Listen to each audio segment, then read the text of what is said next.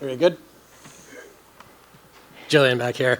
Congratulations on the win tonight. Obviously fantastic. And I know you told me before this you basically cried when you found out it was in Toronto. So just give us your thoughts on the fight and the experience tonight. Honestly, all day in my hotel room today, I feel like that was just the emotion. I just wanted to cry out of happiness. I was so excited to be here, so excited to walk out in front of this crowd. And obviously, my performance showed that that energy makes a difference. You predicted a TKO, and you absolutely got it. I mean, at what point did you know that was going to be available to you? In the second round, I was just landing strikes. I constantly am trying to land strikes and look for my submission, and I heard the ref twice tell her, I need you to move. So whenever I heard him say that, I was like, all right, these are my opportunities to just keep on going and look for the TKO.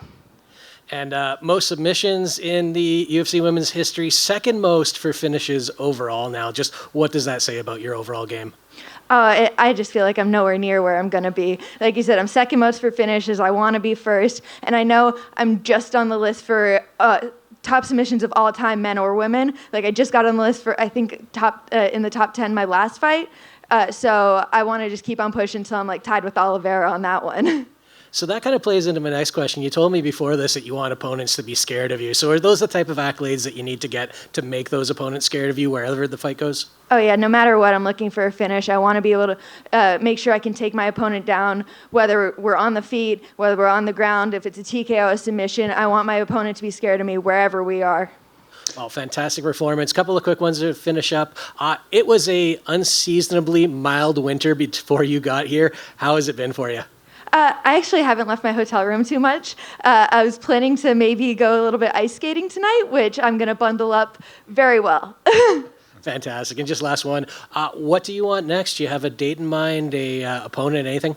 Not a date. I just want a ranked opponent. I just want someone with a number next to their name, and I want it next to mine next. Absolutely. Congrats. Thank you. Gillian, your last knockout win was actually in Edmonton. What is it about getting knockouts in Canada?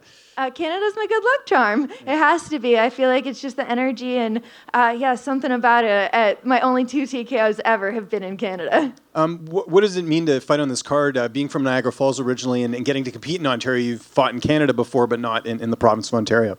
I just kept on telling myself today, I'm like, literally, this is a dream come true for me. Just make the most of it. To be able to fight in the UFC, the biggest promotion in the world, and in Canada, my home. Like, there's really nothing that can compare to these moments today.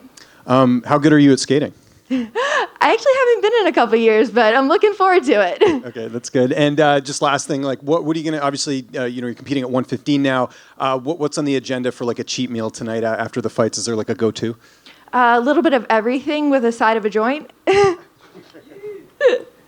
Gillian over here.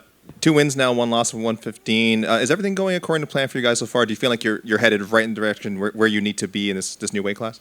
Oh, yeah, I feel like we're headed in the right direction. My 1 loss, I feel like we took a little bit too fast. It was a little bit of a learning process, and I guess that's what we need to do is just take a little bit more time in between my fights if I'm going to be fighting strawweight. But I don't expect to take any more losses at this weight. I expect to keep on climbing up. You nearly had an arm triangle in round 1. We were all kind of looking at this. We had a scrum. We were all looking at the screen. We thought you had it. When you get into a similar position in the second round and then you get the TKO, how do you know, like, what's the difference between the first round and second round? How do you know to kind of push that pace and really go for it? I'm just constantly trying to do damage or trying to look for a finish. So in the first round, I feel like she was moving a little bit more, giving me a little bit more submission opportunities. In the second round, she was kind of just covered up and closing herself up, which doesn't really give me as much opportunities to find the submission. But obviously, you can land strikes all day there. And last one, you said no preference for opponent next. You just want to get in there. Any thought of campaigning for a spot at UFC 300? They're still filling that card up. I'd be down 100%.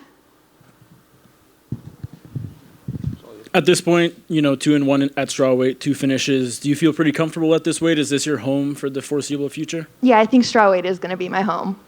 What would you say is the difference, between competing at strawweight and flyweight, just in terms of performance, or cutting more weight, all that?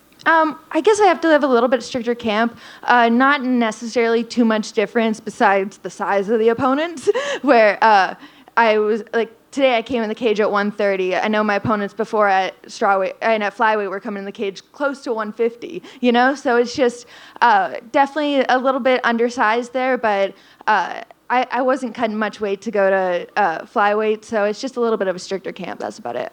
And fighting in Toronto, so close to home, do you feel that added pressure throughout fight week, on fight day? Is that something you have to balance, or was it really just calm, cool, collected all the way through? Yeah, it's not pressure for me. It's excitement. It's just I know that I'm about to go do something great, and I just embrace it. Gillian, right here in the front. What's it been like training at Goat Shed lately? Because obviously they made a lot of noise on their social medias, and I think that's where a lot of fans know them from. But what's it been like actually in the walls training there? I absolutely love Goat Shed, honestly. It's such a great training environment. We all push each other. A little bit chaotic, but that's what a fight is. That's what you need. You need that chaos. That's what the audience brings. That's what your corners bring. That's what everybody brings. So it brings the chaos in the gym, and you get used to it. And it's a team. It's a family. I love Goat Shed. Love you.